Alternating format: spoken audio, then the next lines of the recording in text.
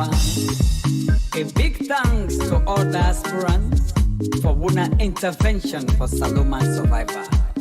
I hope this music will make we change your attitudes as how some of we treat we oversee family. We not then have for them business and a saloya. So for treat them well, Babu monkey is all for stop.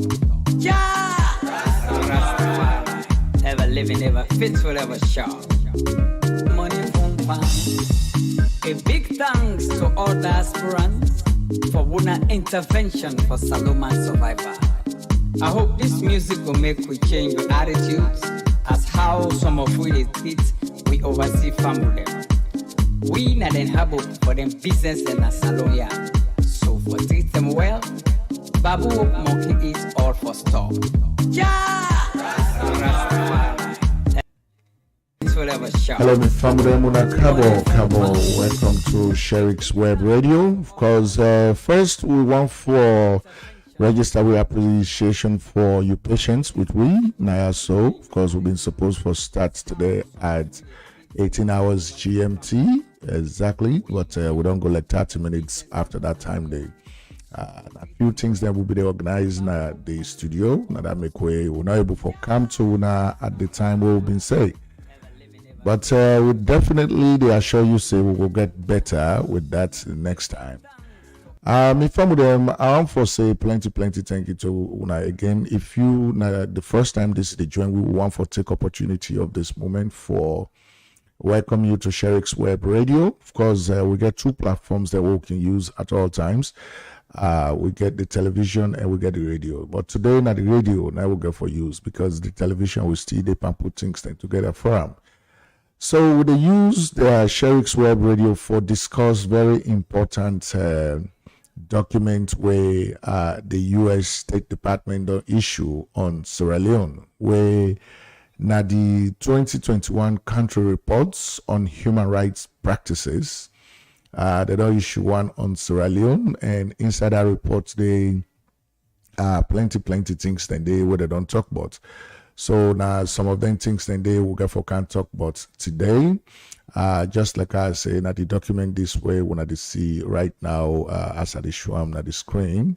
Now when I see. And so inside this report here, they don't talk about, well, you know, the executive summary really, because now they were able for capture waiting the entire document they bought. So but waiting and talk inside the executive summary now that the side me able forget that at the other paragraph then say significant human rights issues then they will include inside this report here, and some of the things that we didn't talk about now unlawful and arbitrary killings by the government, cruel, inhuman or degrading treatment or punishment by the government or on behalf of government.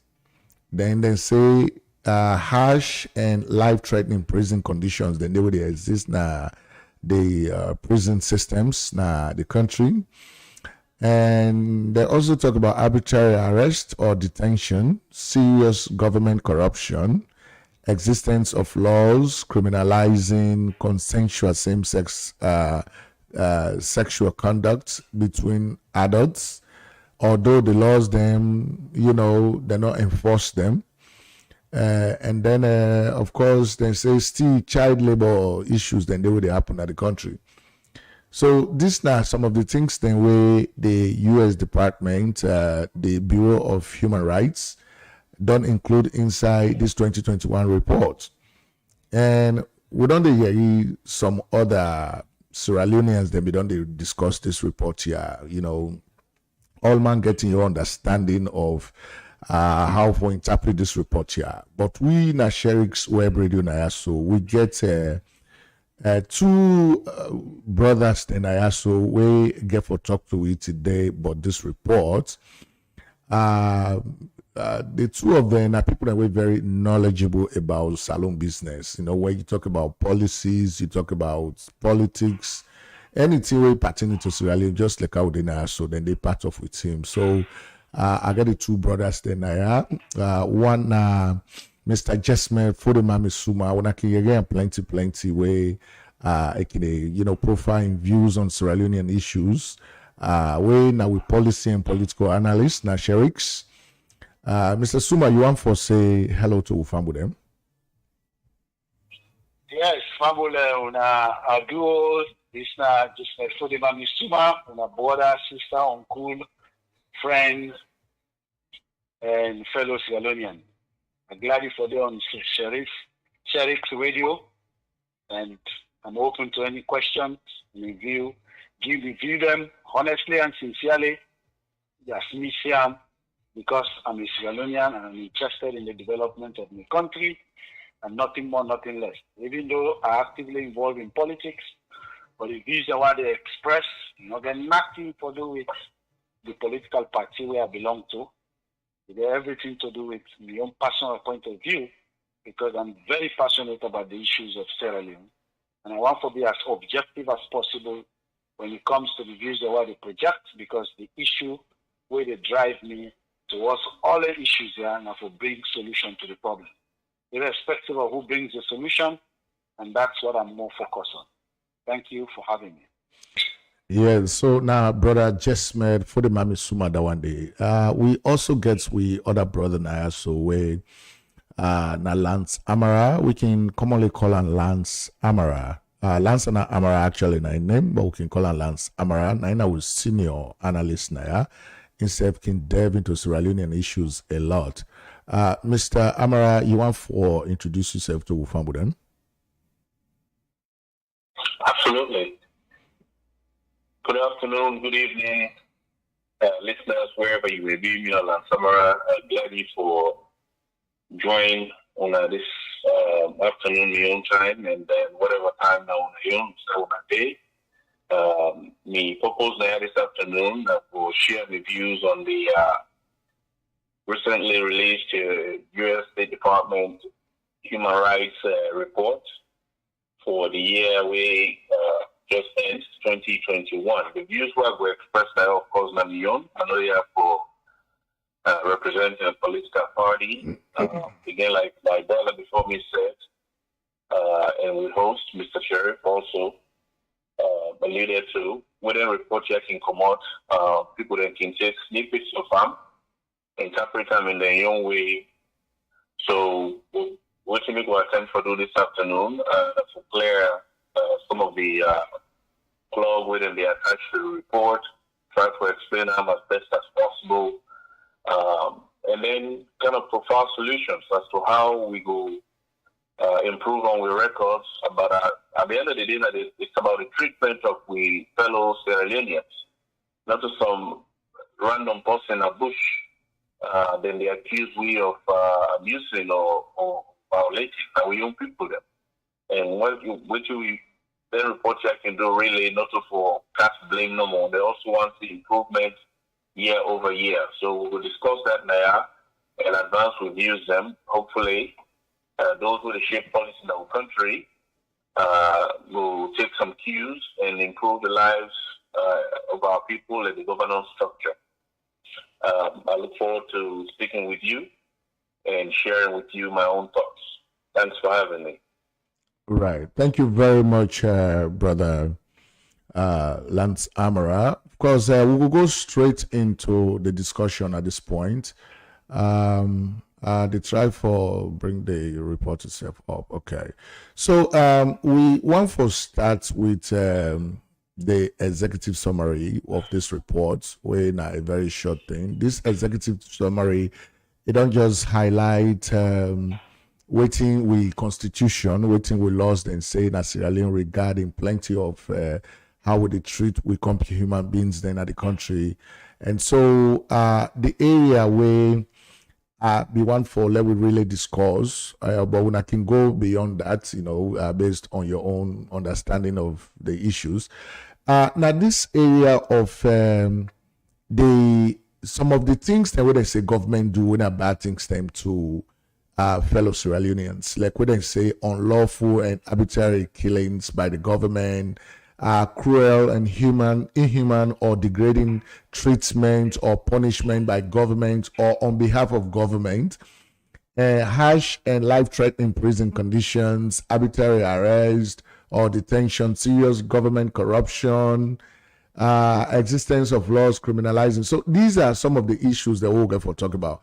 But just briefly, I think say most of the side and way this report they accuse government or now things the way not to government directly do, but now people the way do on behalf of government, like the Sierra Leone police, like they arrest, the way they talk about, the way that they treat people, and the way that they kill, and all of that. So I want to start with Mr. Suma. Mr. Suma, based on your own knowledge of how things that they happen at Sierra Leone, waiting that you general perspective as far as this report is concerned, really, based on this executive summary.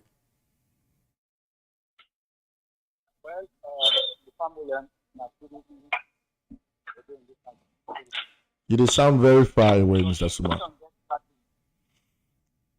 Really? Okay. Mm-hmm.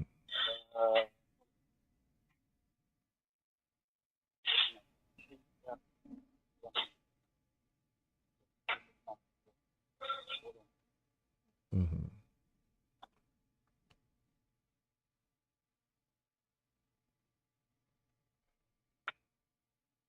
You hear me now? Yeah, we hear you now.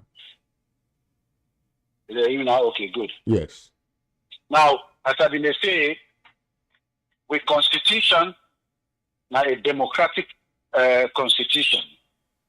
We're not a totalitarian constitution. A constitution where the right hand for let them go able for establish and protect the democratic principles in the country. Some of the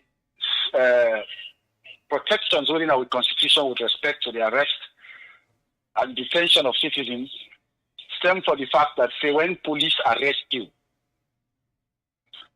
the police get 3 obligations. When are then 3 obligations, then they center around your right.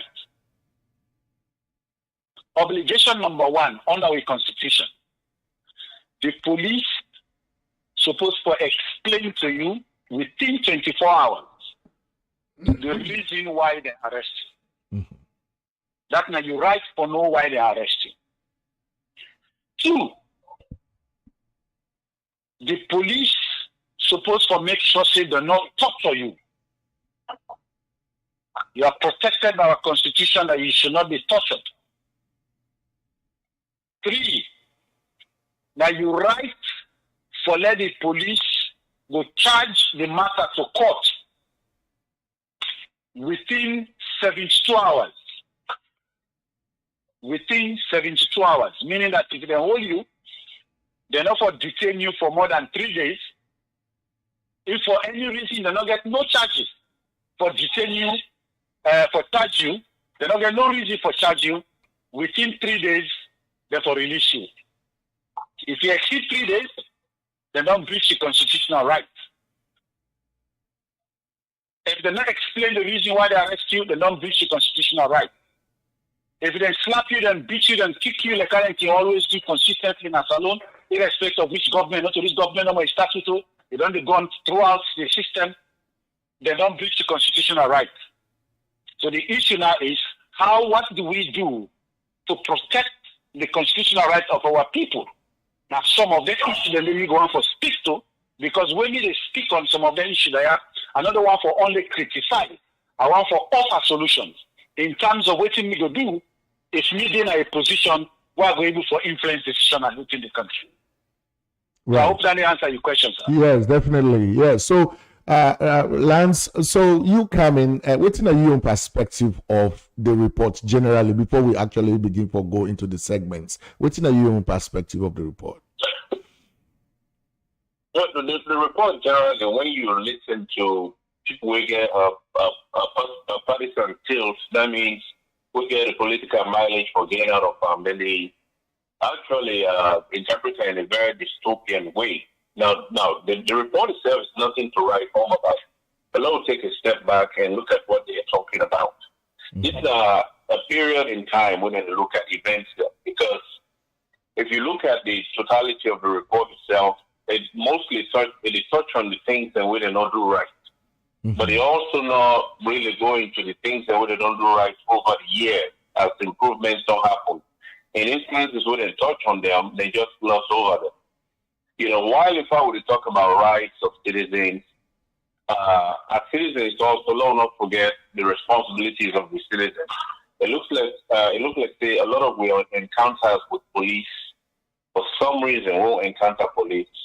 And my brother said it best: you are a citizen, you get rights, but no, first of all, why police stop you?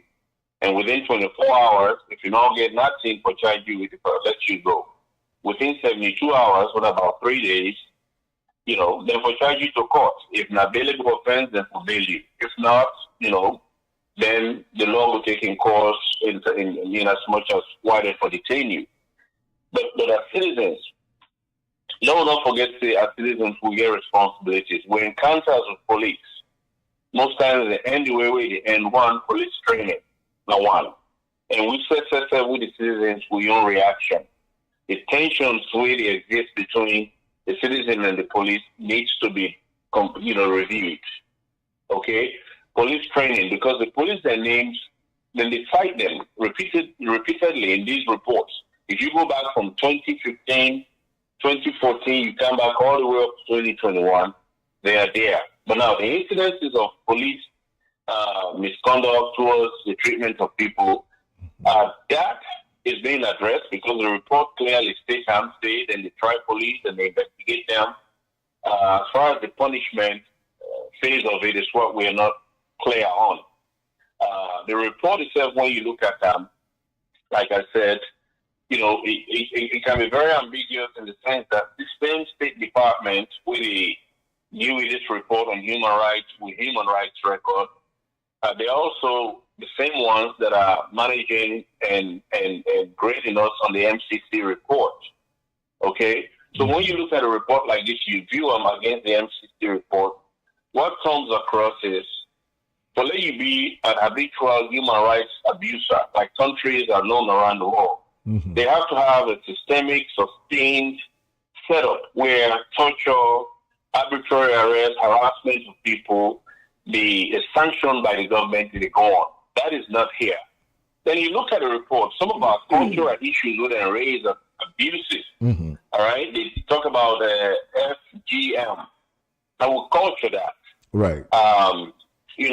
Until specific laws are written against it, somebody will bring in cultural view of them and impose on we saying a crime we commit against will company. Now, the government still get responsibility for maybe regulate the practice, make them safer, make them maybe voluntary, and then probably define the age limit way for be subjected to.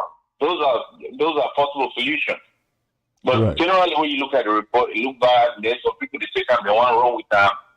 I'm reading it kind of slightly different. Yes, it's nothing to be proud of, but trust me, it's not as dystopian as the ones that want to politicize and make them look.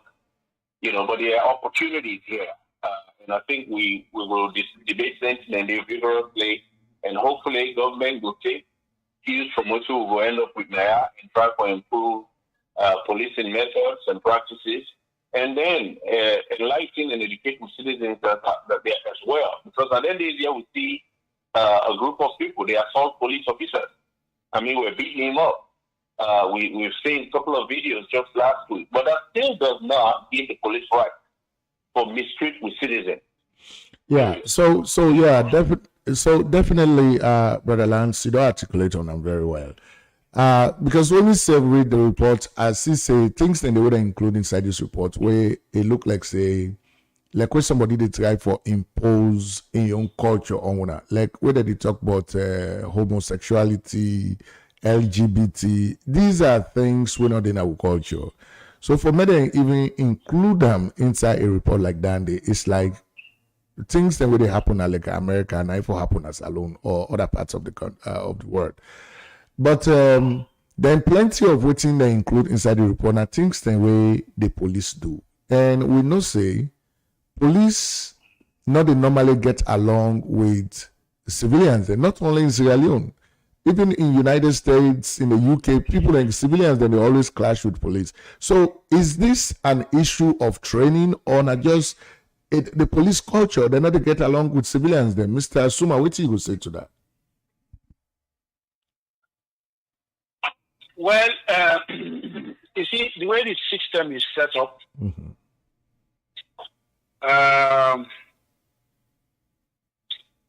not only in Sierra Leone, but all over the world, it's hard for there you see the police, they execute their duties strictly in the interest of the civilians. Because the way it is structured, the existence of the police as a department and the individuals where they head up is under the direct influence of the very people in our government. So putting yourself at the police their own position, you know, you go find yourself in a situation where you get for the do things with care, and in most cases will be interpreted as if you are serving the interest of the government. But when the activities of the police is such a way that it is so obvious that they are becoming an enemy of the people instead of protectors of the people as defined by the Constitution, then now you go see and say, well, they have gone overboard. Now, the problem where we get with the Sierra Leone police, it gets stemmed from two areas. One, the activities of the police itself serve the interest of the people the way they send them out to go execute their job. From the political class where they appoint the Inspector General of Police, they appoint them with the hope, say, the Inspector General of Police will serve not the people, but them, the government, for protect them, for continue, for control and hold power. That is the general mindset when they use for appointing Inspector General of Police. So for fix that, we need for fix the way the Inspector General of Police is appointed, so that we get a system where we get influence from not only absolute influence from the government itself, but some checks and balances where we require some objectivity in that position. The second problem, now the lack of training of the police people, the very police, the way they go execute the jobs of the police. That lack of training is also dependent on whoever they head the police department. You could train somebody for go do a job where you want them to act the right way they but if you're not interested for them to do the job in the line of the Constitution, why do you think that? So if you're not fixed up, why don't we solve number two? Number three, then get something and call civilian board. We first get complaint so to come to the group. Then get a certain board which is supposed to be comprised of civilians in general. Now, that board one way comprised of civilians, but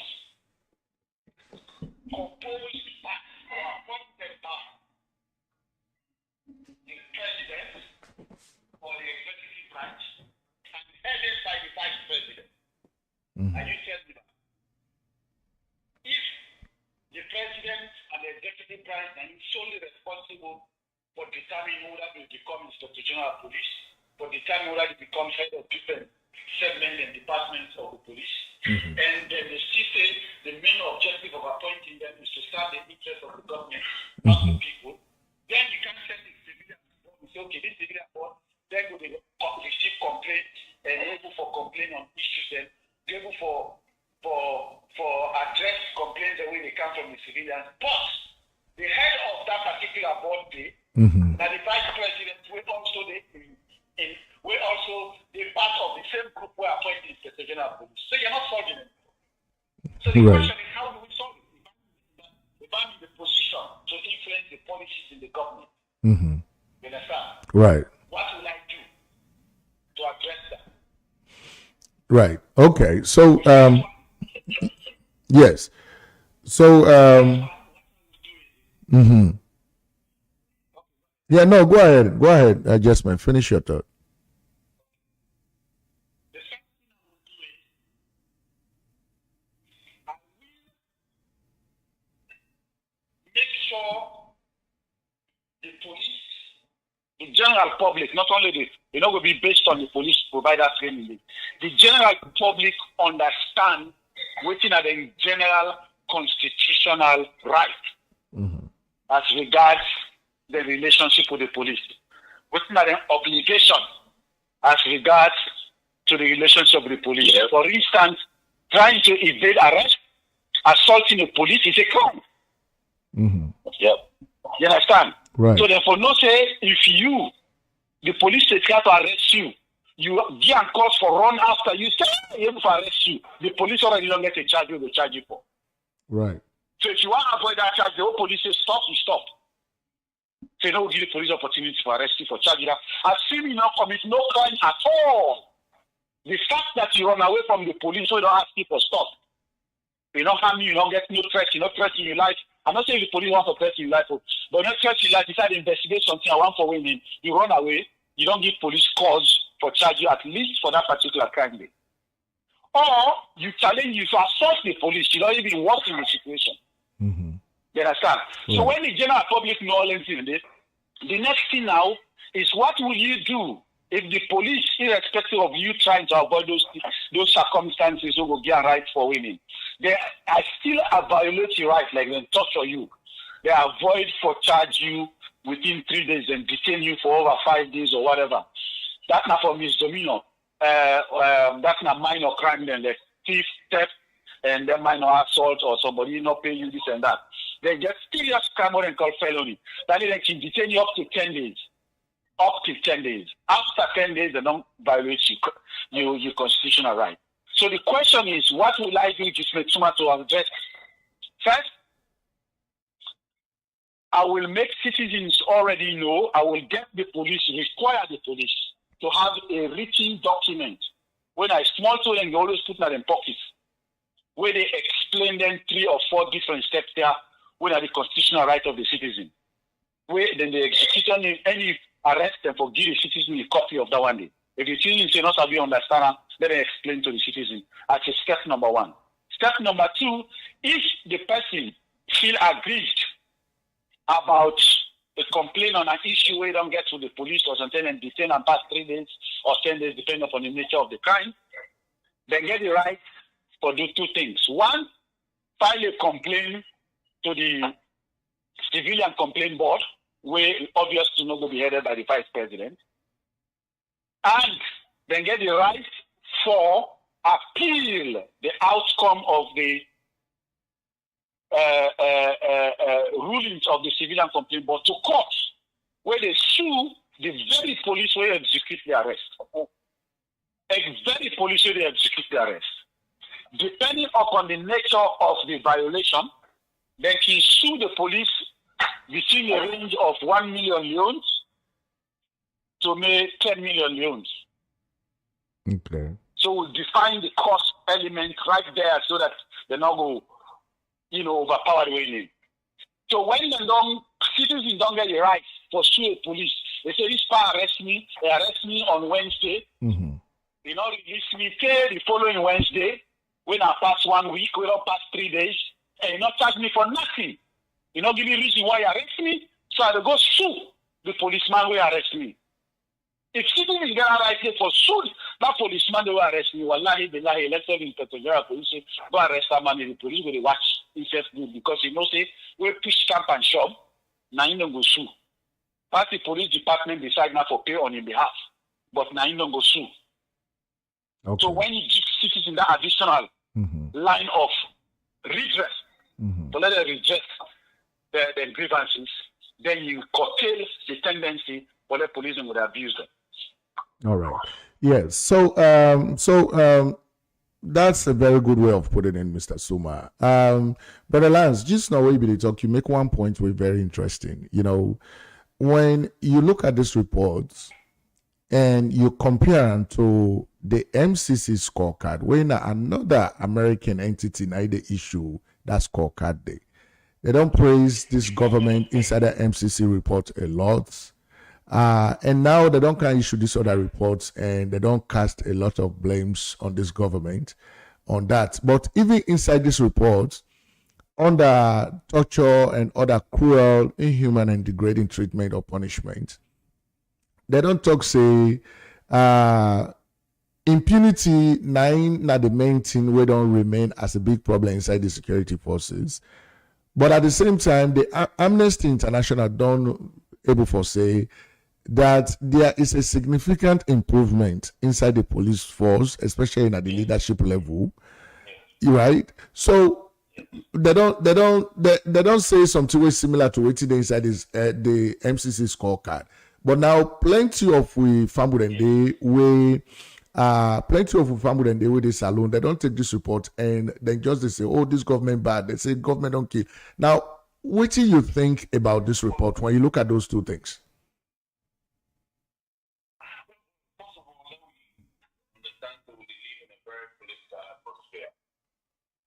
Because if you read this report, nowhere another way it talks saying nasty, the government nasty in the treatment of the people.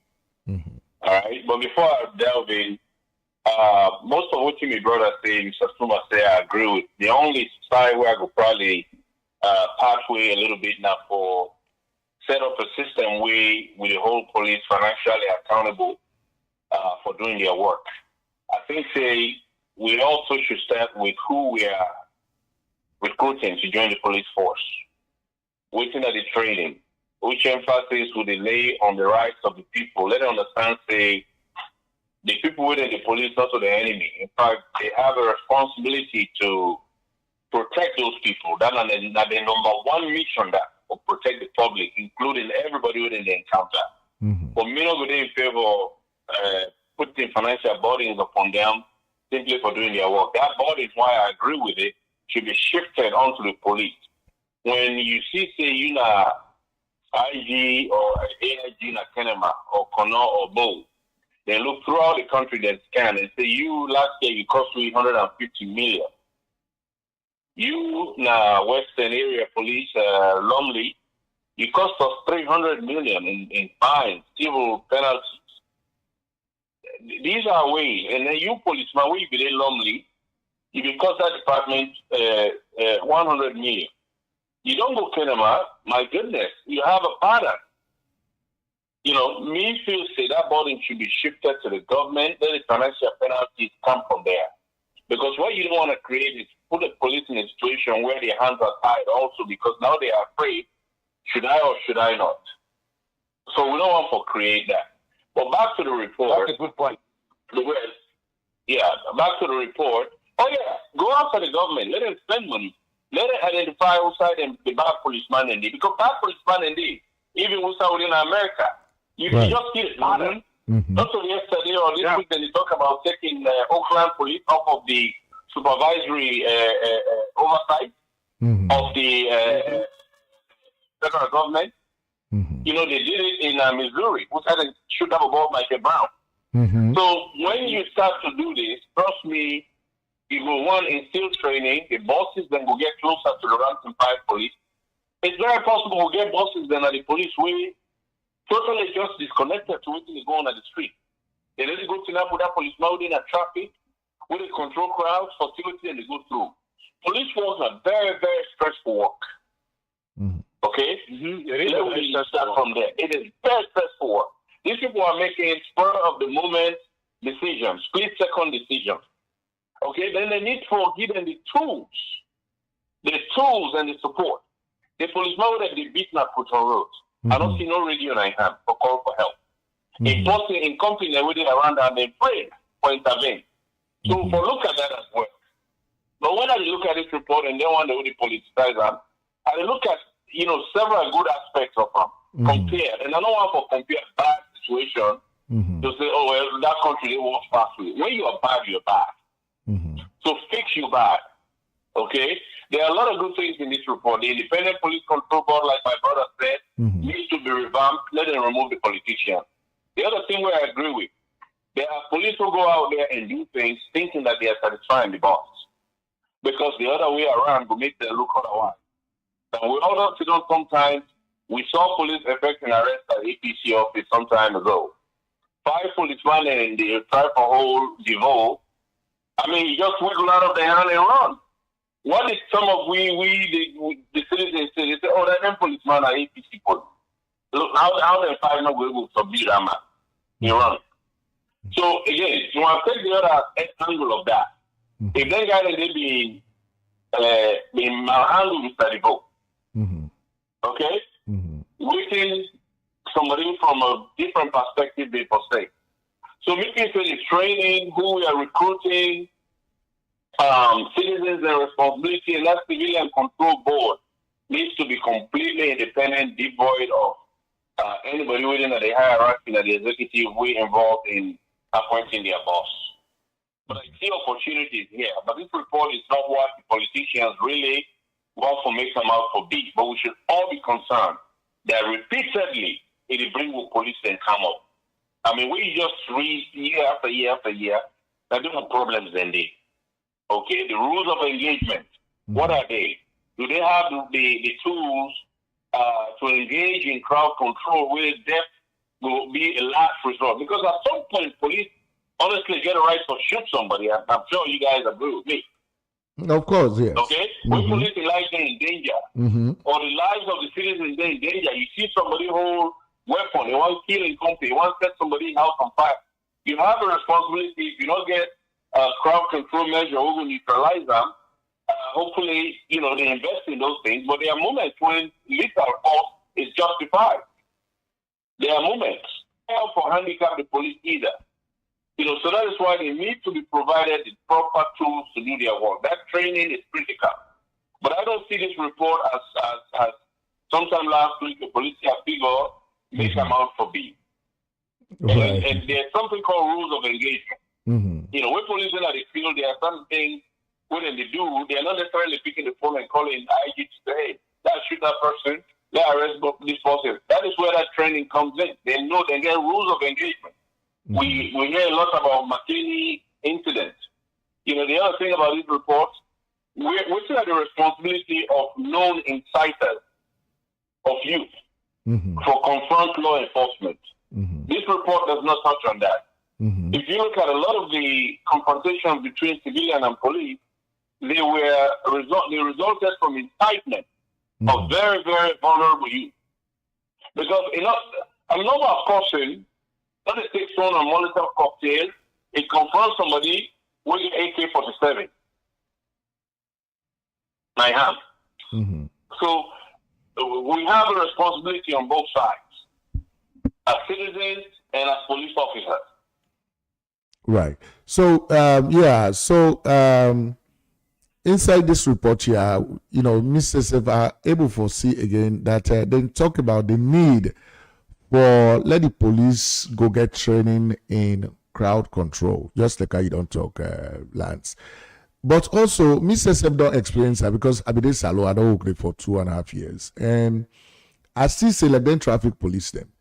Then whether they do the random checks on them vehicles, then they stop some motorcar, then they know they tin up.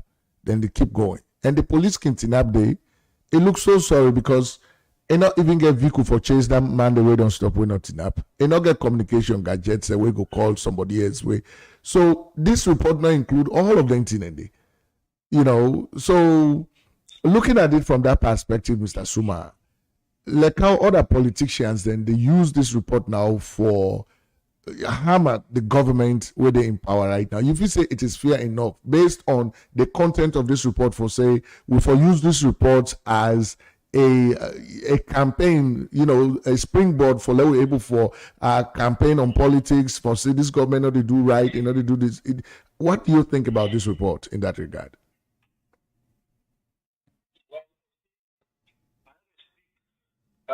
As a politician now, I speak as a citizen and also as somebody who don't get the experience of what's happening in our prison system directly.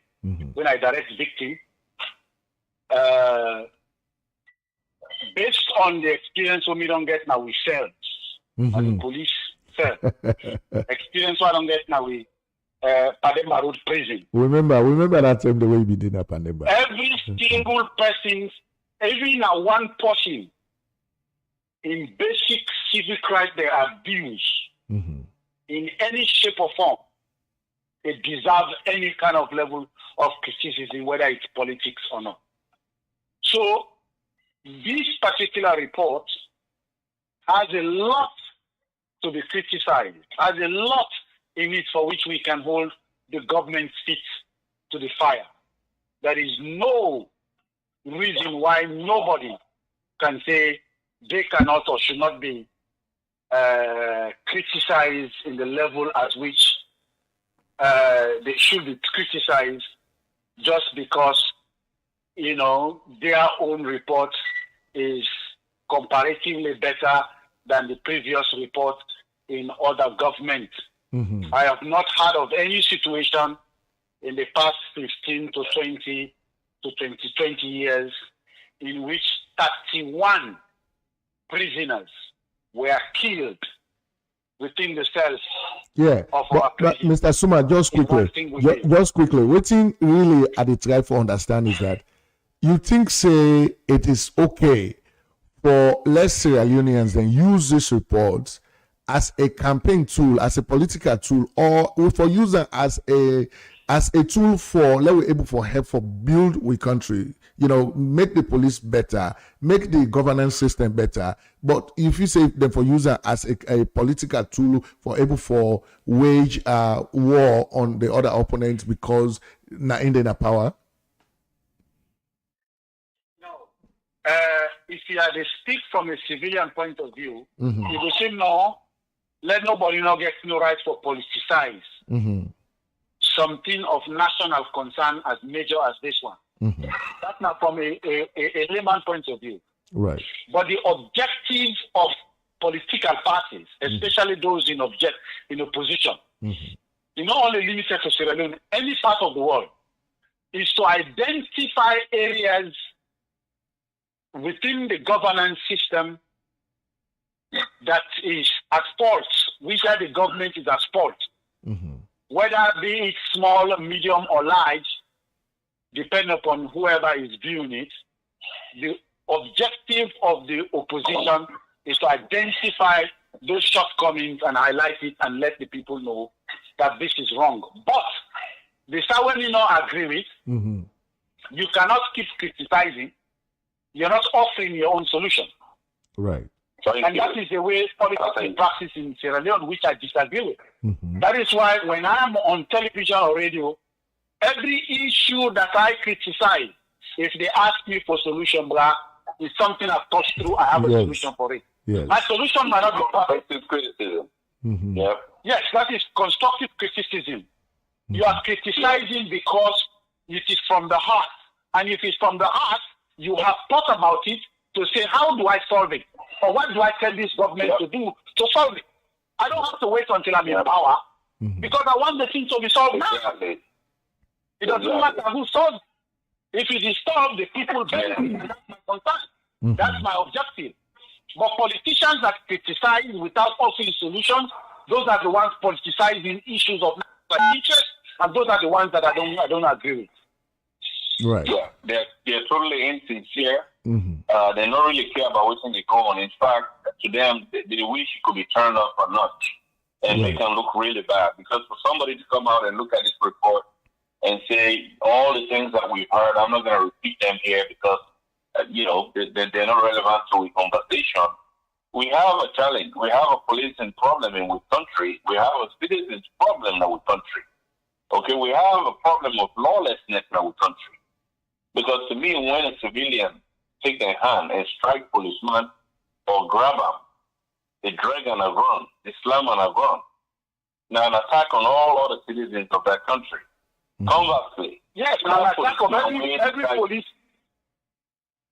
Yes, that's an attack on every police, everybody in the country. Anybody that when I do something like that, I don't go tolerate that, I don't go endorse that, I don't go. Exactly. Right. And so And so when we see people like Dr. Silva Blyden, we not being minister in government, and say these same problems where this report don't highlight, it be done they in existence even during the time where the APC they in power. So, but in they use these reports now for send message all over the place on social media for let people then think say this government not in wholly and solely responsible for the things that way they happen na the country, especially with regards to law enforcement, with regards to police training. And so, I look at and say people that not serve the country the right way, because this is a national issue. It's not a political issue, So that takes me to this other segment. It takes me to this other segment where, right. Mm-hmm. Let's speak to that particular. I'm coming after you because Mm-hmm. go ahead. Mm-hmm. Yes, criticizing an issue or criticizing the government Mm-hmm. for certain shortcomings and like this Mm-hmm. is one thing. Having the moral standing to do so is another. Mm-hmm. Yeah. If you have been part of a government that perpetrated the same evil that you are speaking against now, then you don't have no moral standing to criticize any government. Right. And that is the situation with anybody within an APC party that has been in existence for 10 to 11 years, perpetrating the same things that they are complaining about now. So as far as I'm concerned, no single person who has been part and parcel of the APC government has the moral standing to criticize this government on some of these issues. Let them leave that criticism to people like us that criticize the government then and criticize this one now and criticize any government that comes in the future who does not do the right thing in the interest of our people of Sudan. Right. And so, Lance, if you want to say something, right? Mm-hmm. Yeah, to touch on what your brother say, he took it right out of my mouth, because you get some level of credibility for let you come out on this issue and even speak on them. And those who use that system, in fact, when she came out with those statements, people then cite specific instances where not only it threatened people that would arrest back in the days, they talk about what they go do to them. Mm-hmm. So now that the shoe's on the other foot, and I hate these comparisons, but my brother touched on it, is absolutely right. We need people with credibility for joint hands, for those of us, and do I'm in the public interest. Because a good Sierra Leone, a well-trained Sierra Leone police, they make for a better Sierra Leone. These police that you see out there, if they tell you they recruit in methods, when they were trained, what they were trained to do, the disintegration of the quality of police in our country don't they go down from going way back. So it needs to be overall, way back. Mm-hmm. It became a culture. Mm-hmm. Okay? Let me tell you, these are just the abuses, physical abuses that they talk about. You go to where they are distorting money from business, from drivers, Okada riders. Mm-hmm. Okay? It's like a cartel. They collect at collection point, and that money flows all the way to the top. Okay? All this they create, the disrespect, the lack of trust with the community. Because on the one hand, if you're a law enforcement officer, we are supposed to respect with your uniform. But if they allow me to pass my hand around you and shove something at your hand, mm-hmm. then the moment where you deny me the opportunity, the day where I don't get money, then we get tension between us. Right. So we get issues that need to look at this thing holistically. We see the civilians and not respectfully. Right. We can cause the tension. Yes. Yeah, definitely. And so that takes us to the yes, Jesmed, you want to say something?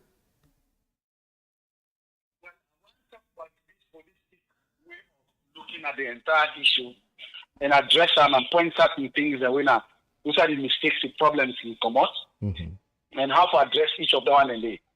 The first one, as my brother rightly mentioned, they start with the recruitment process. Mm-hmm. Now the standard don't so low. They don't so low that when they recruit people into the police, not to be reading right. Thank you. Oh my God. That's how terrible it is. Ibrahim, let you go encounter policeman, let them tell her, let it right. They don't bring the standard so my low. God. They Wow. bring complete functional illiterates, bring them come into the police force.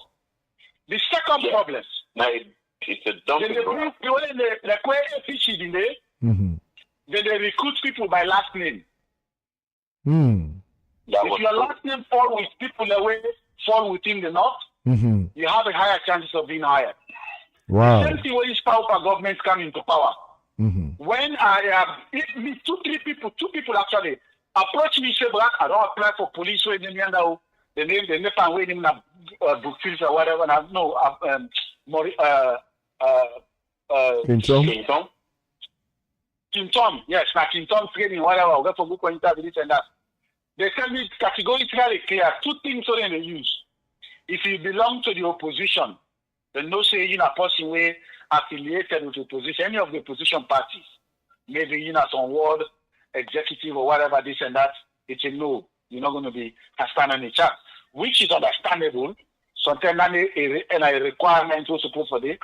But if your last name is Kagbo, Kanu, Mansare, or some of those general last names that is associated with people in the north and some people in the western area and not in the southeast, you stand less chances of winning. So, how do we address some of those things? We have to come up with general guidelines, not only in terms of policy, but policies that have means of redress. Because another problem we get some system, it implement it define the policy how people in Powaka, but when they break down rules, you don't get nothing for doing and there is no redress method. So one of the issues that we have to take we will address this. Now one way Dr. Kane Koloyum Keladon promote over the years, we then call an ethnic audit. When I see where they do, remember that ethnic fighting will take place in Kenya about 7-10 years ago. Where they kill people and do an election. Now after that, they come up with a rule where they call an ethnic audit. No department, no agency of government, no whatever institution of government, no go hire or bring in people for run that government beyond a certain thing per tribe. Right. So Dr. Kane Kolayom Kelase, for help address NTSO, will for bring a system where they bring about ethnic audit, so that if they appoint people in an executive office, no single tribe not for occupy that executive office they weigh more than 30%. So out of every 10 people the way you employ, where you hire, if you are ministers then, where you don't get 3 from Timini line, you know say you limit down the room. You have to look for Mendema wanted because you don't get no room again. No, so I like that. So that is if you employ another from the Mende line or the other tribe, you don't get limit. and that is Therefore now, what 4%, that 40%, then that 40 now. Now the minority tribe they like a winner, they clear them now, corner them now. Now they get for look now. You don't go able to 2-3 man again. So that they go to force people and go guide and control their way. Wait, so Mr. Suma, so the same thing will apply to the police recruitment. Well, yeah. So, Mr. Suma, you belong to the minority tribe now. Which tribe, Andy? Is it Soso or what? So me as Soso man. So in a minority tribe. Okay. So, yes, Lance. This issue we brought a touch on. This issue we brought a touch on. A couple of years ago, I engaged somebody where they've been involved in recruiting in the military. And I know about the military more so because of that conversation. I noticed the same thing happened at the police.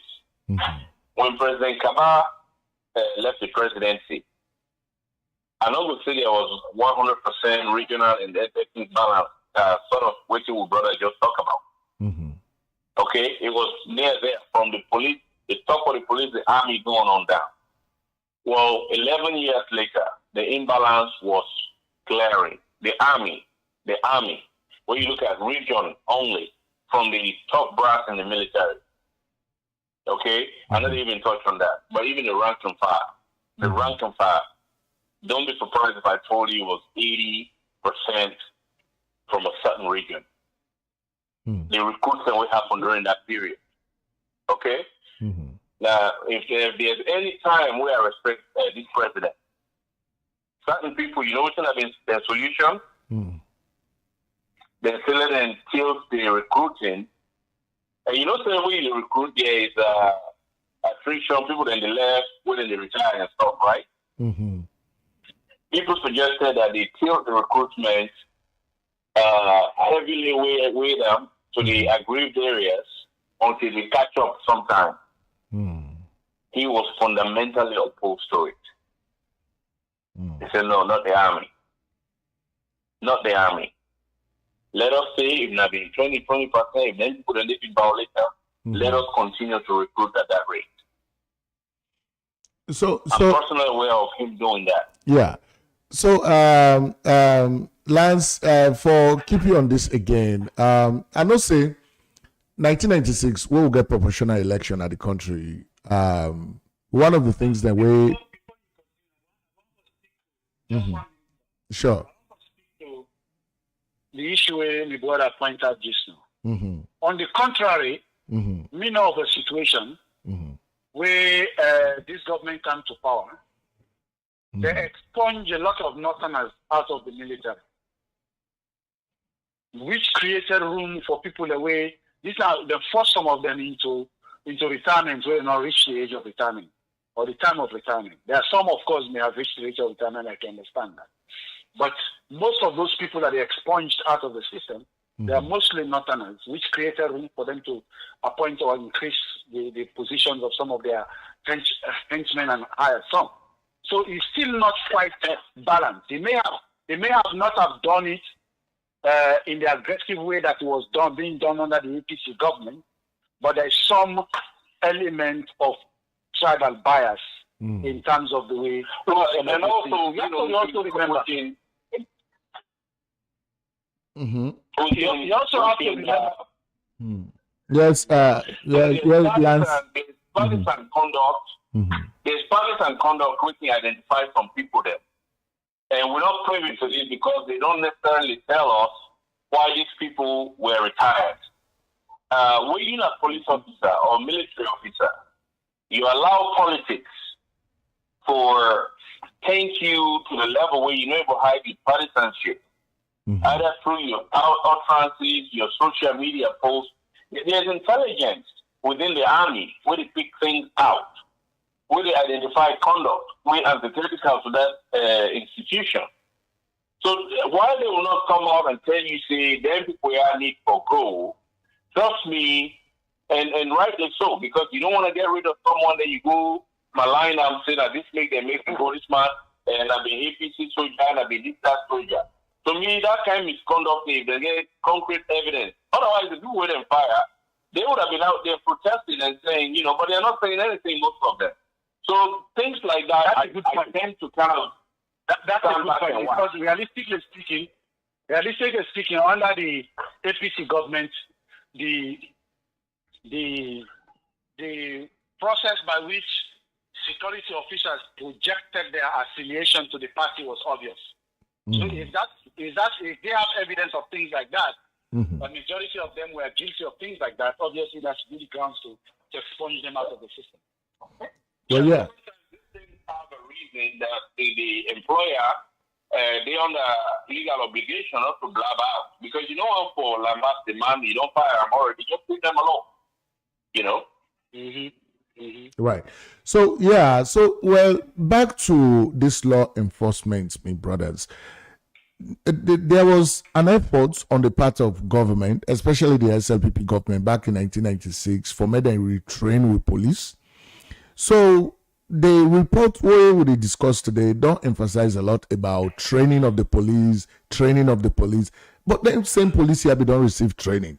So we want for honestly talk saying that because of lack of training make way then they behave the way then they behave so, or on a lack of logistics make then they behave so, or not just the Sierra Leonean mentality or the caliber of people that they hire inside the police force, waiting they make way with police force they behave this way at. Right. Mm-hmm. Mm-hmm. The how then they reconstitute to police after the war or when the war to wind down. Mm-hmm. That training has been out the window, out the door long ago. They set standards, basic standards. You hear what brother and me tell you say. But what is the reason for it going out of the window? What's the reason for that? Because the same reason why we educational standard when we cite corruption, Mm-hmm.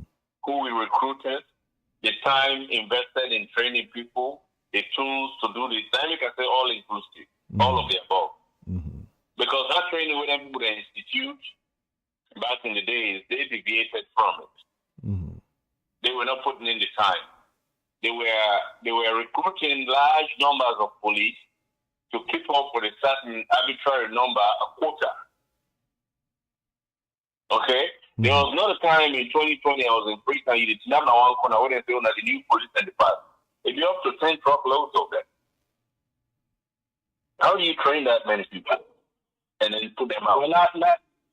Well, let me explain based on my own experience and understanding how the system works. Mm-hmm. The truth is, as my brother rightly said, all of the above are part of the problem. But the question we ask is, what happened? Why it deteriorates up to this? From that time, the way Partijan Kaba being able to find a way to get some professional training for the police. Mm-hmm. So this low standard where they don't bring themselves down. What happened between that and it's all centered around politics. When the forces are politicized, as used are political tools Mm-hmm. to satisfy the desire of the politicians, all standards and all ethics will be out of the window. So no amount of training will solve that issue there. No amount of logistics will solve that issue there. In fact, on the contrary, the budgetary allocation for the police, for the security forces has been increasing over the years. So the issue is not about not having the logistics, because they know exactly what logistics to buy and where to buy them. But because, as my brother said, corruption and the politicization of the forces, nothing will create this problem. So to address the problem, we must start with addressing the influence of politics over the performance and the constitutional duties of the forces. And so that takes me to this other segment. We address that point today. Mm-hmm. Now, for make sure that when you address them, you bring all parties on board. The opposition, Mm-hmm. they are part and parcel of the political system. The ticket driver, the commercial motor driver, Mm-hmm. drivers. Okay? Those are all stakeholders. The neighborhood, All have to be part and parcel of the process to solve it. Mm-hmm. Exactly. Yeah. They all have to be part and parcel of the solution. In fact, in places like Ghana, Mm-hmm. waiting and doing at the parliamentary committees where they provide oversight, Mm-hmm. like the issue about corruption, Mm-hmm. by their laws and by their constitutional requirements. You know that they had them committee the lay? Mm-hmm. Not based on the majority it's not based on the majority in parliament. Mm-hmm. It is based on the opposition. Mm-hmm. The committee composition will be based on the proportional representation of parliamentary party representation in parliament. But the chair of the committee is headed by somebody from the opposition. So if somebody from the opposition, yes, if the person they chair that committee, now you get the determination for determine when that minister they can answer to an issue where they don't raise the anti-corrupt, the audit report. Then it's obviously easy for them to expect for that particular issue to be brought for questioning, because our opposition, the leader, as opposed to somebody within the party, ruling party. And so that takes me to this other segment, which I the reports they accuse the the government of corruption and lack of transparency, but more so that then talk about the Anti-Corruption Commission for saying that they increase the level of investigations into corruption cases, but that the Anti-Corruption Commission failed for indict senior officials in government where then they don't find them wanting for corruption, but then instead they charge the lower level officials in government. So the media and opposition parties that they accuse the ACC of the lack of independence and that they don't do things right. So this same thing that they talk about, that now politics they influence most of the things the way they happen at the country, and so now that make they get them problems here. So Lance, make I get you on this. What do you think about waiting this report talk about the fact say Anti-Corruption Commission they only indict lower level officials, they not be they indict the higher level officials them, even though they find them wanting for investigations. What do you think about that? So honestly, answer that, you have to understand how the ACC they work. The ACC is in charge. There are two things at play here. Because some of this report also, its compilation, the sourcing from certain elements within society as well. Within some people they want our society, we then notice that the neighbor don't buy new car and I need job. Then Allah say he's corrupt because society corrupt. Okay? So then that should be enough. When they don't call that hotline, they proceed that neighbor, call that off to court or call that off to court. When that not happen, of course, ACC is not doing its work. Then also another thing with the ACC do, when they encounter a corrupt situation and they hold somebody, most times those cases are settled before they even see the in court. Is that hello? Yes, would it get you? Okay, sorry guys. Yeah, so a lot of that they happen. As far as we did, there are people in this administration that have been taken to court and they have settled and they are paying and have paid. I think the issue is the government decided, or the presidency, they not publish them where their name, what's their exposure. And when you don't do that, when you leave that void, somebody is going to fill it in with their own assumptions. But people are being charged to court. Now, they may not be at the rate way we all want, and the outcomes will all they expect. But to me, that should be something the ACC and then spokespeople can come out and address for the public. Because if there's anything a lot of us, they show frustration with this government. A report like this, it came out, they not sit down and meet and decide how to approach them. One, address the critical issues raised. They are leaving it to people to make of it what they want. But as far as that accusation has been lingering all over the place, it's not small fish that they go after, they go after big people. And the ACC commissioner answer has always been, the person we say corrupt, we let it go based on your accusation. There are certain things we look at before we charge somebody for corruption. It's evidence-based. And if we don't get evidence, first of all, we know this case going to court with chances of winning not there at a higher threshold. He said that several times. But we, the general public, we just want people to be charged to court. And people are winning these cases because, we are rushing some cases to court. We're not preparing properly because, again, of pressures from the public. And the ACC cannot operate like that. They cannot. They should not and they cannot. That's just my view of how I believe its independence should be maintained. And not to be a situation where somebody else say, I look at my neighbor, and not be just transfer going to this new job, look, I don't buy new car. Or they draw a joint in my house. It's corrupt. Yeah, but say, Lance, government they do one thing where you work in government, then they ask you for do a asset declaration. when you declare your asset, you tell government what you been get before you even get a position. So if you just don't get the position, then now you therefore accumulate other things them where you not be get before. That's not going to be a reason why you should be investigated. A reason to contact that person and find out what is going on. Because to charge somebody to court, hopefully the threshold, they stand up very high. Yes, that is enough to trigger the attention of the ATC. Okay? Based on what you can get identified, then all of a sudden, they get financial intelligence unit as well. We get subpoena powers, they can check the banks them and see what is going on. That is enough to contact that person and see what is going on. But to charge them to court, hopefully the threshold high enough that they therefore don't identify criminal activity, be it like corruption or whatnot, before they charge somebody to court. Because I can declare my assets today, this day today, weekend is Friday. Well, come next week or subsequent months, something happens in my finances, my investment, my business ventures, whatever I'm engaged in. Is that grounds to charge me to court? Or to come and launch an investigation against me?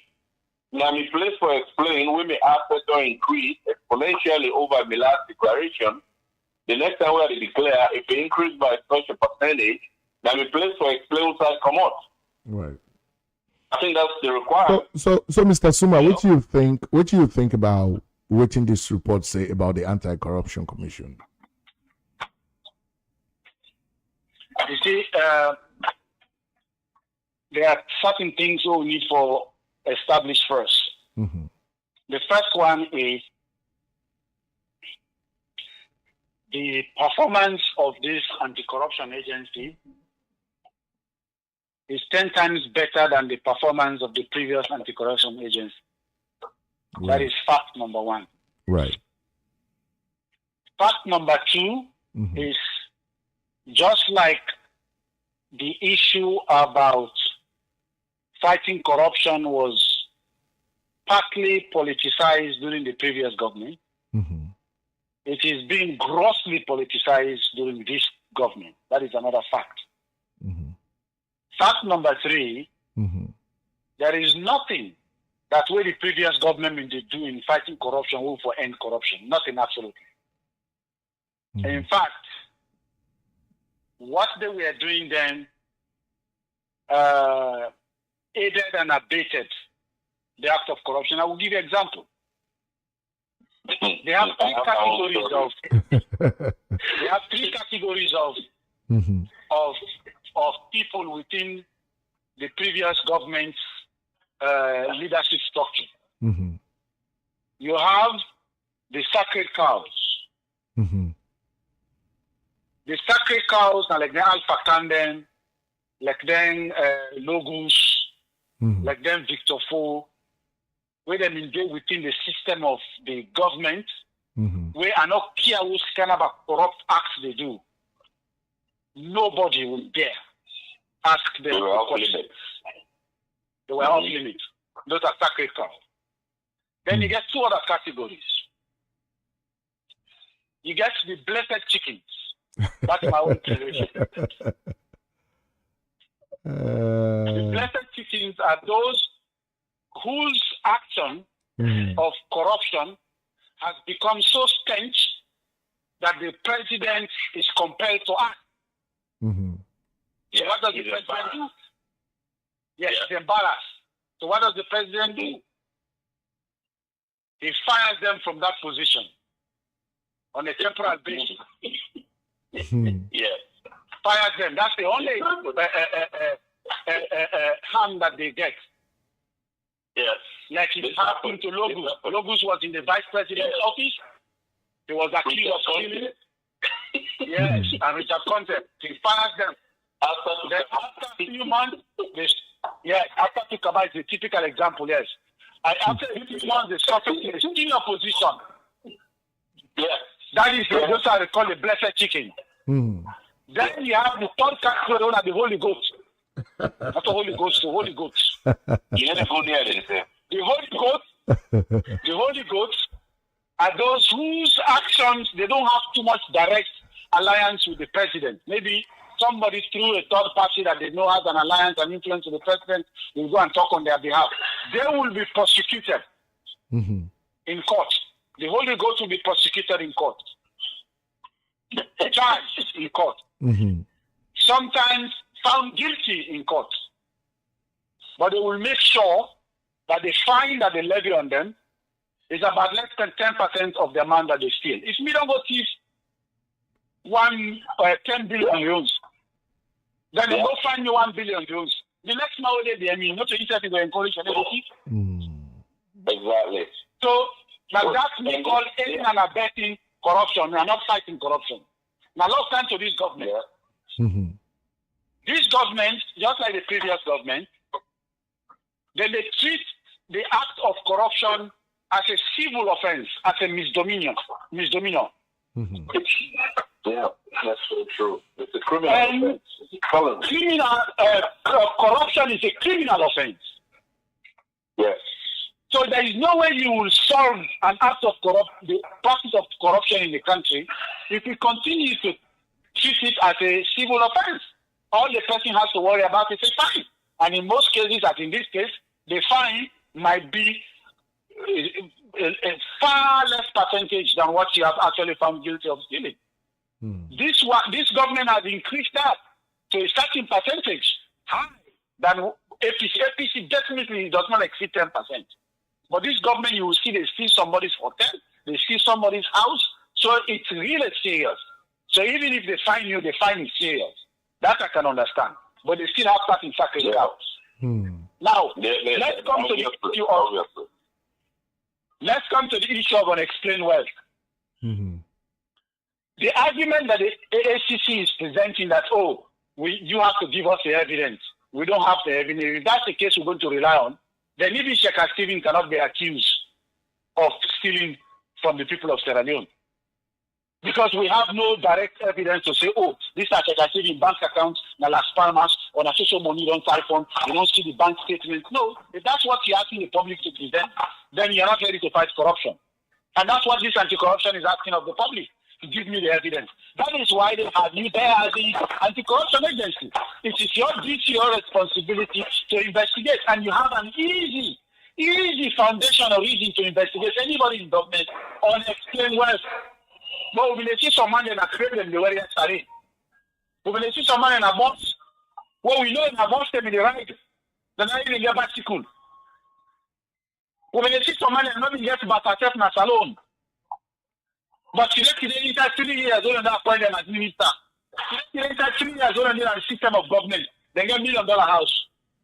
If you ACC say you don't have any reason to investigate those people, then you're not doing your job. And that's what this ACC is not doing.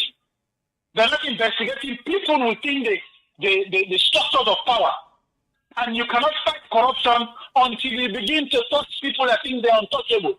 When you touch those, that school teacher will afraid. If you touch the Minister of Education because of an act of corruption, wallahi billahi, that principal will be careful on what you do. And people like me, if God willing, I get influence inside the system of government as alone. I will overlook corruption. I will overlook the little try.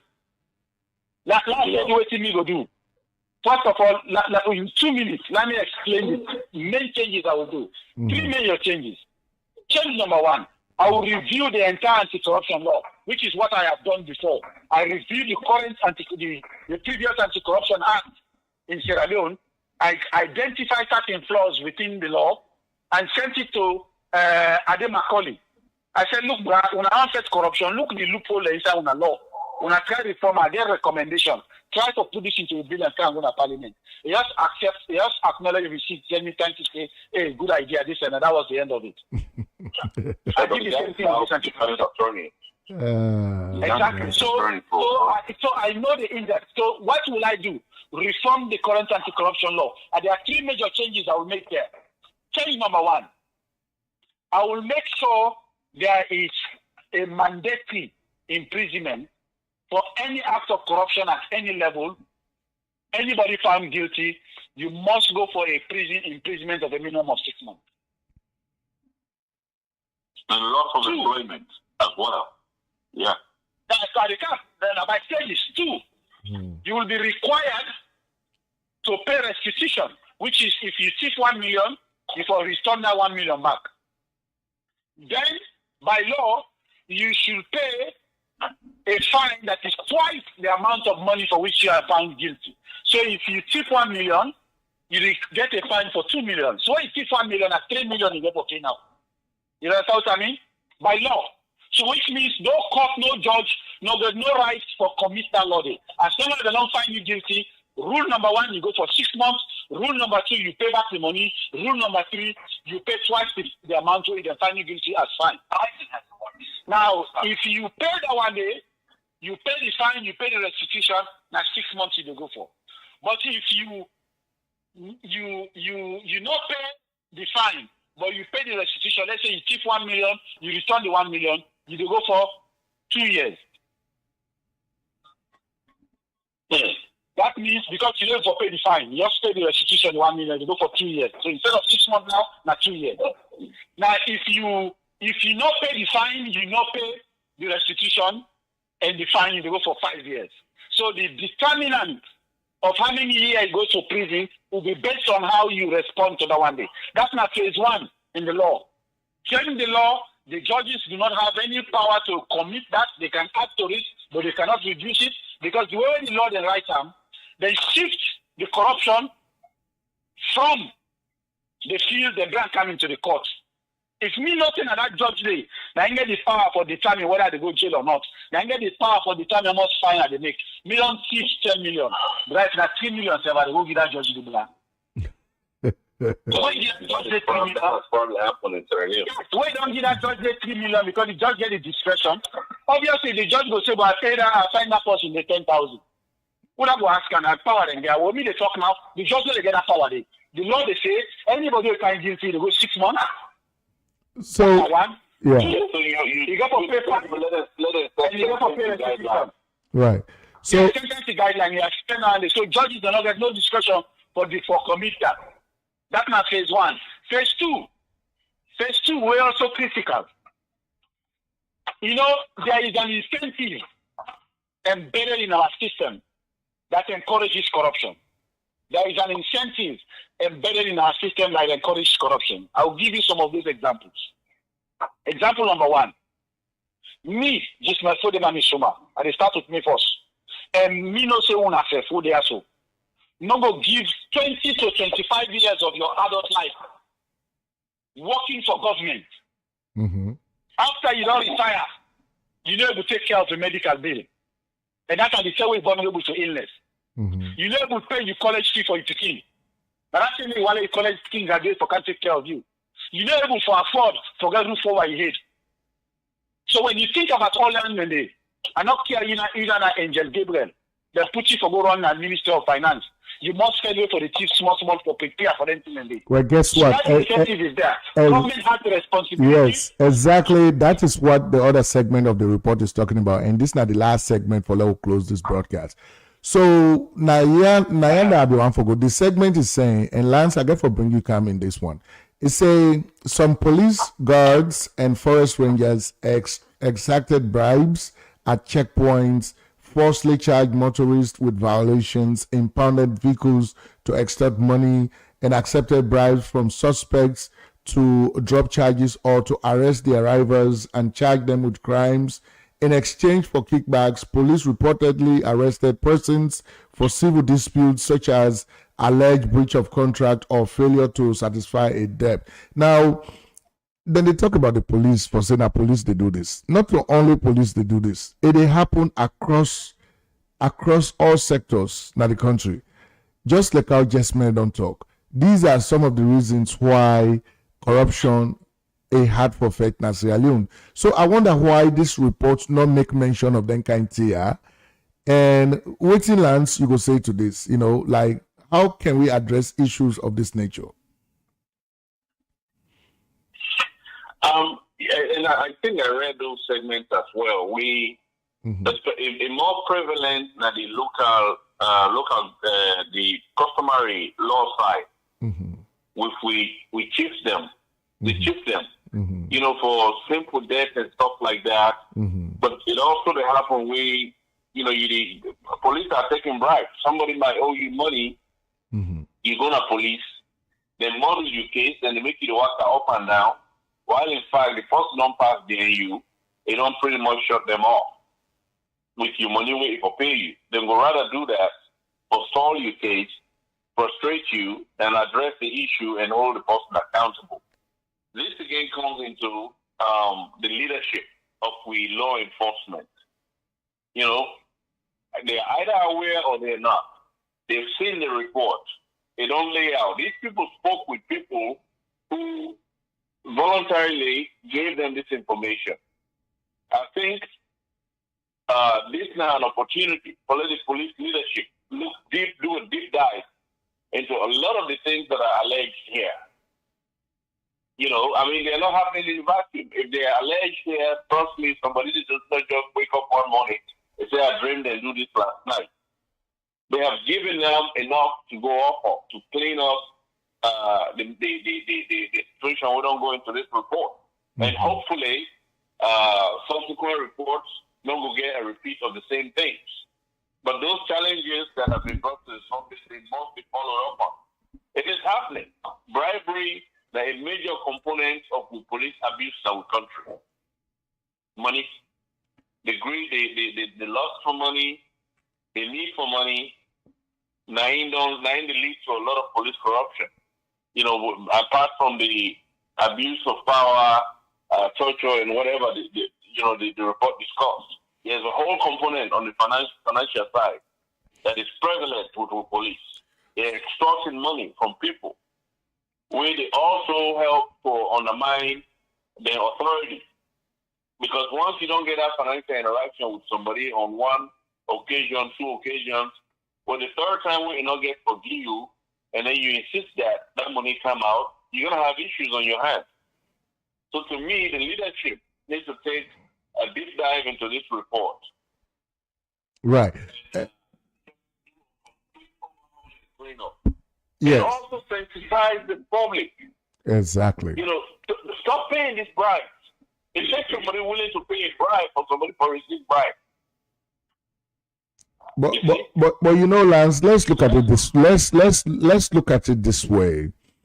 If you say this kind of report here, so where they come out, enough for them be complete if they not make mention of that aspect of waiting na people their income, waiting and they actually get. Like the police officers, me understand say some of them are like 600,000 leones that they pay there every month, not to every. I think they don't increase that now to 1 million, but the money anyway they very low. Exactly. So when you look at somebody like that one day, you don't go sit on a checkpoint. You get for look at another way of trying to make money so that it go able to augment what they already make. Like some of them civil servants, they are always complaining how much they pay them. And especially like what Jesmed don't just mention, you are thinking about when you retire after 25, 30 years of service to government, you not get retirement for even pay medical bills. Then when you are very vulnerable to sicknesses, you're not able to pay your picking school fees, all that thing, and they encourage corruption. So I feel say the report for the mention that one day for say these are some of the things then way they investigate and identity are responsible for some of the issues we then find. Is it fair to look at it that way? Well, issues of pay should be addressed maybe in conjunction with the report or without it, because we cannot say well they're not paying people adequately enough. So that is why they are corrupt. Then we're providing a rationale, and nobody should be corrupt for whatever the reason. That should be addressed.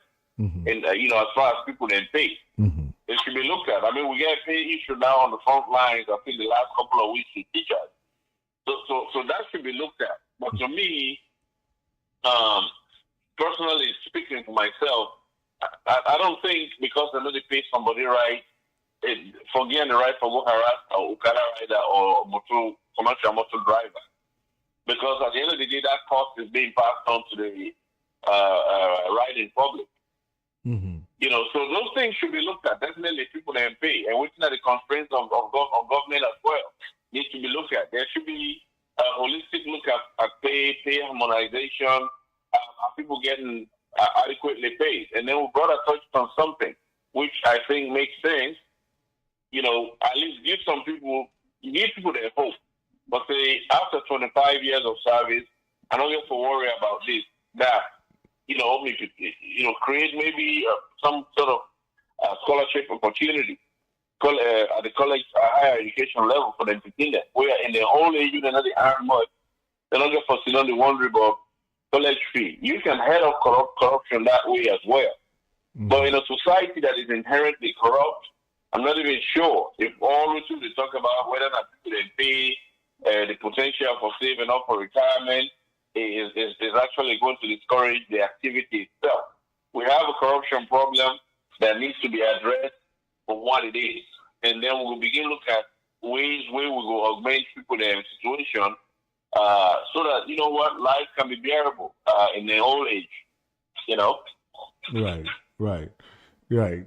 So coming to the end of this broadcast today, we don't extensively talk about the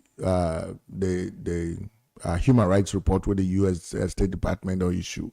So, Jesmed, looking at the report and looking at how Sierra Leoneans they view this report, especially some people that will be serve in government. Example, Dr. Sylvia Blyden. What could be your message to Sierra Leoneans that are listening to you today with regards to this report? What would be your message to them? Well, the fact of the matter is let me not expect any meaningful changes with respect to the civil rights situation of the country until we get a leadership we prepare for address the structural problems where they exist.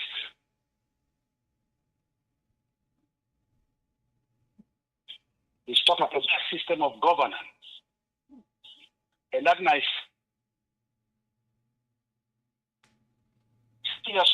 Hello. Governmental. Okay. Mm-hmm. Mm-hmm. But the past years. Mm-hmm. We don't be part of the problem and don't partake in the corruption will not qualify to solve the problem. Because the act of corruption is as opium drug. Mm-hmm. When somebody don't become addicted to opium, they go see that the opium of the addiction not go for left. Mm-hmm. The same thing with corruption. Now see where it's so street, now see where they give out, I tell your neighbors, your peers, now feel they elevate you, they make you do things the way you not go for the one that are normal circumstances. So much so that anybody who don't taste them, you don't enjoy and want them 3 years, come on power, you go and come back. Wallahi, billahi, you go out for the other person, they go left. Mm-hmm. So the only way we will address that one day, now forget people the way, get the sincerity of purpose on one way we go able for know that one day. Now forget people that will not be ever get the opportunity for being at them position and they will don't fail for doing over the past years. If you bring and come back, Allah, you know the solve the problem. Until you bring some belief literal, we don't say you don't able for define you winning. I can give you examples with respect to the issue about the police. Mm-hmm. Now, I know my brother says this now. The issue of corruption not be tied down to the salary scale of police or anybody else within government. But me strongly believe, say, when the survival of anybody is on the line, it is almost impossible to expect that person not to exploit and explore and exploit opportunities for them for able for maintaining and survival. And that is where some of the corruption comes in with respect to our police, with respect to people working in the court system, with respect of the other security officers. So, the issue of salary increase not will solve the problem. But now part of the solution we will need for address. It is unconscionable. It is sickening. It is disappointing. It is heart-rending. For them we see say we police them then they earn less than $100 an entire month with respect to the kind of a stressful job some of them they perform, with respect to the kind of a risky positions where they put them into. And if you expect that police the way they earn 600, 700,000 or 800,000 euros a month, not for step them, for filling pockets for Lego picking lunch in the morning, it will hurt. So that needs to be looked at. What is the living wage? Where essential and necessary, especially for people in the forces. The second one is to now look at fringe benefits that government needs to put in place when all are things that we're doable. These are things that we don't write about. So I'm not saying these things just as these are things that I've thought through in detail. I've written certain policy documents on some of these issues. So what you do, one, you create a public health system where all people in government will go for pay into. You start at that phase, then the second phase you will bring the general public. But people in government go for pay into. That public health system, they will give them opportunity, not to go even bring the resources to the government, where they will use for build hospitals and clinics and maybe pay doctors and whatever, enough money. Million health policy when we don't write. Now a minimum of 1.5 to 2% of everybody's income, irrespective of whether it be. If you're a beggar man or you're a watchman or you're a wenemo, whether 1 million you make a year or 2 million you make a year, by law, if you want to get benefit from the health system, 2% of your income, you therefore put them into the health system. So if somebody where they make 100,000 loans, now 2,000 euros somebody get for put. But how many people then in the country where they make money, where they go able to contribute that percentage, you know? So the one that will not make money, they not contribute, yeah. I understand that. Right. But guess what?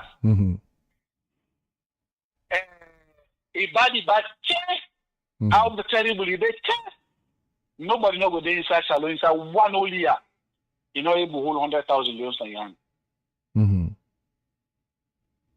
So, if you don't get that threshold the way they establish it, they expect everybody to at least able to pay 5,000 to 10,000 euros. Okay. You get a certain percentage where they establish. Where somebody, because you're not able to track everybody's income, but you're able to define people and your own income level based on certain things and criteria. You say, okay, you know, this income level you did. So, by the back then, you must bring 120,000 euros where you put into the system for the year. So, beggar man said, well, no, say, one whole life card for going to hospital, where you go cost the government 2, 3, 4, 5, 10 million, we have 2,000 euros, no more than say that you pay, but you go find out 2,000 euros, that 10,000, that 20,000 euros for 1 whole year. You go find out 2 times a day. Otherwise, you're out of the system. Right. Yeah, so the point where they try to make, when governments don't create them fringe benefit here, that's not one. In the issue of education, you also create a fringe benefit where they give people a certain percentage in terms of scholarship based on the kind of role where they play as a civil servant to society, the police, the military force, this and that. So if I find a police, you get 20%. Sometimes the school fees for the year are 10 million, but because if I find a police, you get 20% or 8 million, you require for pay. Something of that nature. You understand? That's not two. The third one, you talk about housing opportunities. You created, like how they do some housing program in this country also. You created an avenue where people are able to go take a loan underwritten or guaranteed by the government. They go buy a small Agbole house, 1 or 2, 3 bedroom for you and family. Where government will they cut them up for the next 20 to 30 years. Now that must you know say, if they catch and thief, that opportunity, that loan will be non they take. It will become due immediately. If you not pay, they will kick them out because you don't lost in government job. Two, that health benefit where they expire, where they hope for long, where they don't retire, where they don't come up from government. They will lose them. That medical facility where you get now, that scholarship opportunity you get from picking them, it will lose them. Yeah, but I may go ask for another opportunity. That's the corruption because then it has to go to the court. It has to go to the court where the member then benefit and there is a loss. So until government is able to create an incentive we go prevent somebody not for the encourage into corruption. But if people in survival is on the line, it has for them to ask the level go do things that will make them survive. Because if you not survive, yeah, so Lance, you have the floor, Lance, for make you go say waiting could be your message to Sierra Leoneans. These are programs. These are programs that sound great, but it is the cost. You know, it is the cost, and at the expense of what? Other programs that we implement. You know, explain that side. So to me, explain that side in terms of cost. Explain that side. Based on my estimate, when I don't do the analysis, and the health policy were right. The government, outside the budget reallocation we're going to do right now, will raise between $10.5 to $11 million every year from the health insurance program. $11 million every year they come into the system. If you get $11 million every year, in addition to the budgetary allocation where government allocate, every year they build 2 hospitals in the country. Every year, I will build 2 hospitals in the country with 11 million coming into the system. Extra money out of this health program will be all right. Yeah, but if you say this, Jesmed. No, but Jesmed, if you say the money where you don't talk about the 11 million, now money where they get for expend on the people that way they contribute this money at, so that if somebody's sick, you go to hospital, the treatment where they get, they come up part of this money are now that they go for address. So how you go take that money back for Bill Hospital? Exactly. But how you go take care again for Bill Hospital? Exactly. That's what I want to know. Mm-hmm. Yeah, I mean. No, but what I talk is no. Hold on. Hold on. Every year, government they allocate $100,000, $200,000, $300,000 to the Ministry of Health. Every year, as part of our budgetary allocation, and yet the people will not get access to health system across the country. 80% or 75% of the population not get access to health care. So if you don't get in addition to that one day, you don't get an additional $9 to $10 million to come on the table. If now that's $200,000 or $300,000, if you go able to use them for build clinics and build hospitals and infrastructure, so the 9.9 million you go able to use them now for provide equipment to pay staff and pay ambulances and any kind of recurring expenses and even some capital investments we'll go for injecting to us. It not necessarily means you go provide healthcare system as perfect as the Western standard, but wallahi billahi, you go be able to provide healthcare system which 10 times better than what they happen so that the country today. So Lance, we're in now. Waiting are you on message to Sierra Leoneans based on this report we don't discuss today? How should they perceive it? Yeah, to me, to citizenry, the government should take a deep dive into this report. Look at all the things that are highlighted, especially with police. Put the resources or direct the resources for improvements. These have become recurring issues that should have been addressed by now. It hasn't been. So maybe to the government for taking the report seriously. Get the participation of community leaders, and just look at the critical area. I mean, there's nothing in this report that cannot be addressed and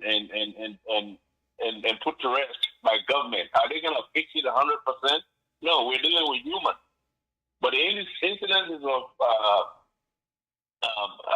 abuse on the hands of police cannot keep coming up like this, especially in riot control situations. To minimize these deaths, which are honestly, looking at the report holistically, you look at the population of the country, the numbers we're talking about here for 7 million people, again, every single death is unacceptable. Mm-hmm. But the numbers we're talking about, the highest of it being a Panemba Road incident where 31 people were killed. To me, again, they are bad. They can be improved on. We need to train police, law enforcement, how to react to these situations. Give them the proper tools.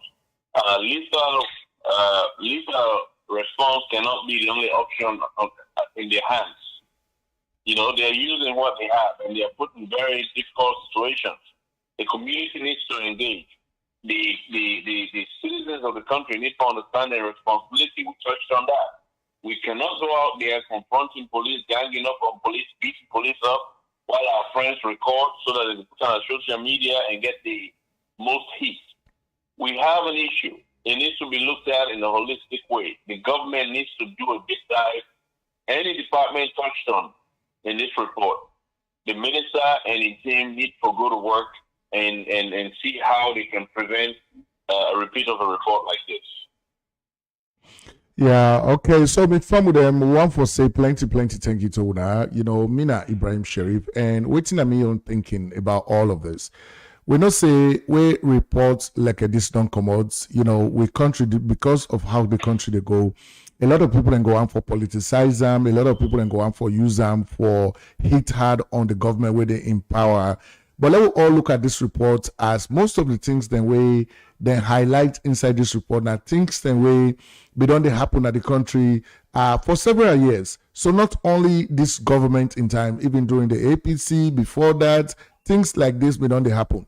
But what's really appalling is that as this report here, they make mention a lot about how the police they do in job in the country. And when they think about the fact, say, we police, we don't they go through series of professional trainings from the British government. So we they wonder what thing happened to them trainings then, but we don't get some of the answers then.